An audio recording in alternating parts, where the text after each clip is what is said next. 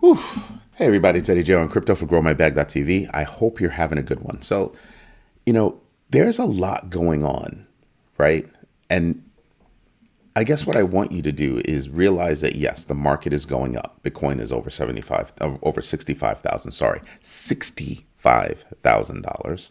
Okay, it's at 65,248 at the moment. Now, I do like that, but I want you to be wary. And the reason why I say that is because there's going to be a lot of people that have been touting, oh, Bitcoin's great, Bitcoin's awesome, Bitcoin. I want you to do your own research so that you're prepared for the ups, which is what we're enjoying now or about to enjoy now, as well as the downs, to ease the downs. That's why I want you to do your own research, because right now I don't want you to get caught up in, the hailstorm of nothing but good news, right? You have Bitcoin doing well this week, because Germany stopped.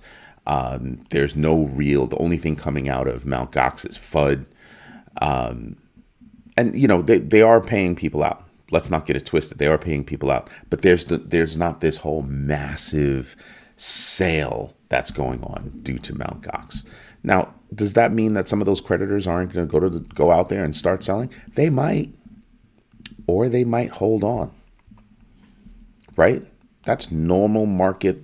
Whatever they're going to do, that's what they're going to do. Depends. It really depends on each creditor's situation, right? Now,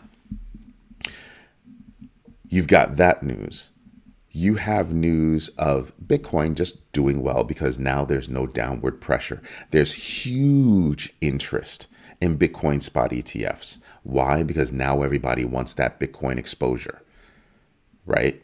And then you have ETFs buying Bitcoin spot ETFs. And the reason why is because the way they were structured, they can't own Bitcoin directly themselves. So that's how they get the exposure. Cool. So you have a lot of institutional FOMO beginning to happen. And I said that was going to happen. That's not a problem. But I want you to pay attention to the news that's going on out there. Yesterday, there were two huge DeFi attacks. I think one for 10 million, another one for 4, something like that.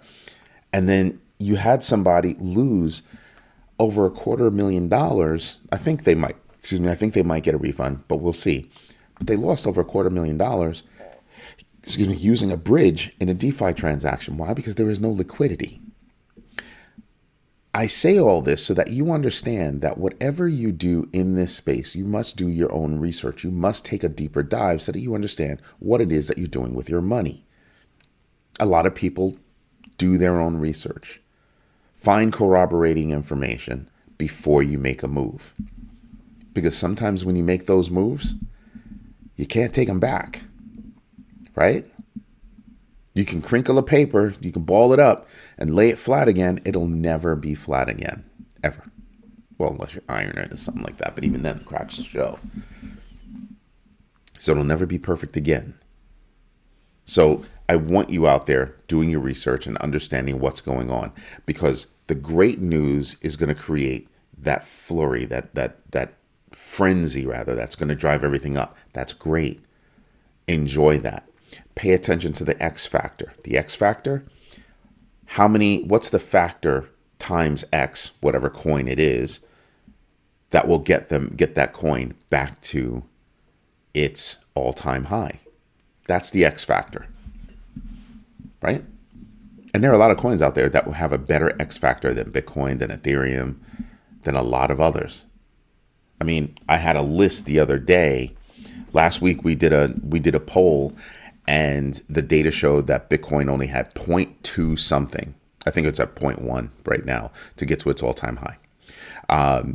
Cardano had 6.9. It was so close you might as well call it a 7x. You have Toncoin at 0.14. It's probably a little bit lower now because it's at $7.21, and the high I think was, way higher than that. I think it was like 8 and change. And then you have Shiba Inu at 4.26x. This is what I mean. There are coins out there that you can do your own research on, and you can pinpoint and say, you know what? I think I have some faith in this coin. I think I have some faith in this coin, this coin, this coin. I'm always going to put money in Bitcoin. I'm always going to put money in Bitcoin.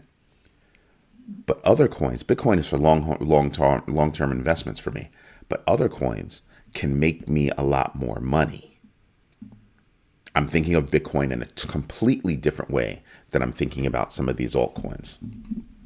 And I think we should be paying attention to the news that could affect that. So that's what I bring you every morning. I bring you what the news is, then I bring you what my opinion is, and then I tell you pretty much, how I feel about it, what I'm going to do, right? I'm not perfect. I'm in the game just like you. That's the whole point of the GrowMyBag.tv community, is that we all get on here and we all talk about the research that we've done, the things that we're interested in. And then as a group, as a community, we kind of help evaluate that. Some of us are turned on to new coins. Some of us are turned off to new coins, things like that. But we share the knowledge. That's what helps to buoy the whole community. And that's what's awesome.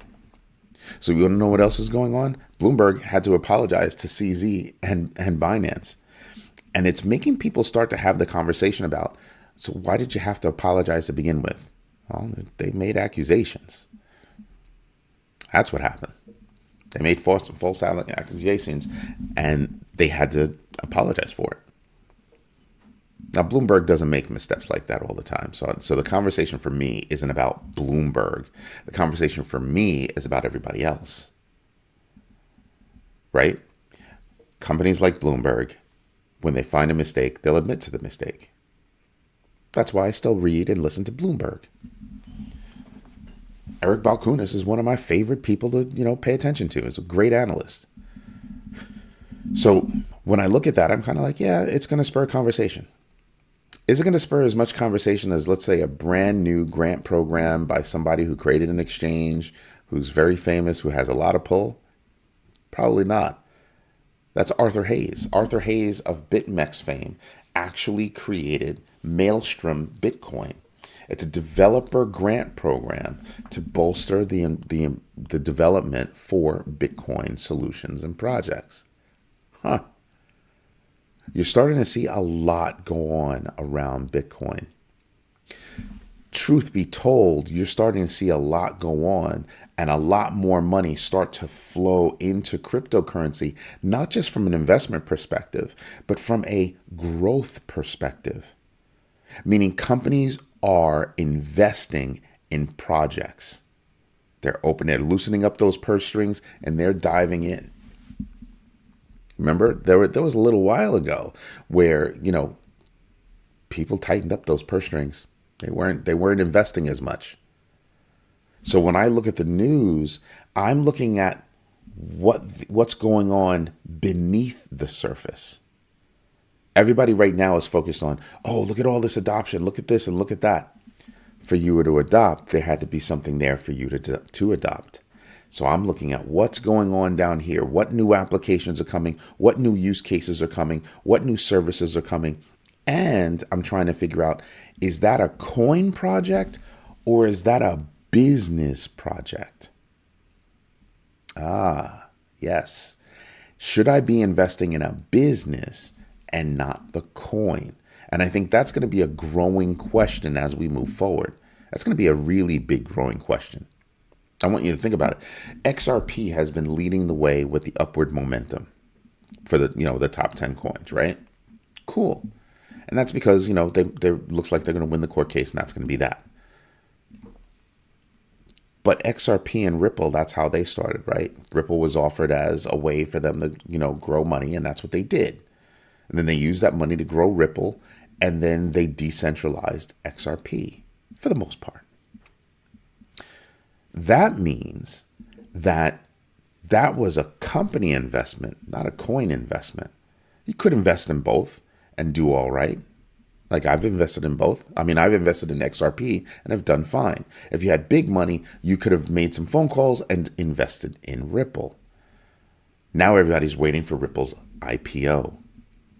So don't you think it's amazing that first they have an ICO and then they have an IPO? So to me, I'm starting to get in the habit of evaluating projects based on, are you building something to, solve a problem with the use of a coin and its blockchain? Or are you a business trying to solve a problem? It's a different kind of investment. Because if you're going to show me that you got a strong business, but the coin really doesn't have anything to do with it, I'm not going to be interested in investing in the coin. I might be interested in investing in a business. So that's what I'm looking at. So that whole deal with BitMEX, well, not with BitMEX, but with BitMEX co-founder Arthur Hayes starting Maelstrom, that is interesting to me because that demonstrates that there are more investments going into the future. Because when you invest in a company, that's what you're doing, right? By giving a grant to a project, that's what you're doing. You're investing in the future because they don't have the solution now. They will have the solution in the future. So paying attention to that. You want to know something else that has me pretty much licking my lips? OKX is now supporting Toncoin. I don't know about you, but I think that's huge.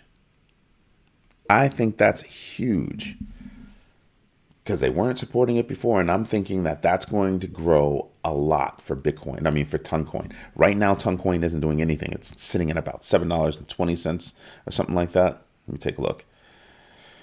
Toncoin. Toncoin right now is at $7.26. Not bad. Not bad. But with OKX, when that news really starts to get out there, I think that's when people are going to go, oh, I need to buy some more Toncoin. Remember, Toncoin is actually pushing real transactions. They have a lot to do with games, a lot to do with information, and they're trying to branch out beyond the Telegram space. That, to me, is what makes Toncoin so interesting. Very, very interesting. So that's mad cool. Spot Bitcoin ETFs. Over the past little while, $16 billion in inflows due to market volatility. And I'm sitting back and I'm going, I think that's in total. And I'm sitting back and kind of going, yeah,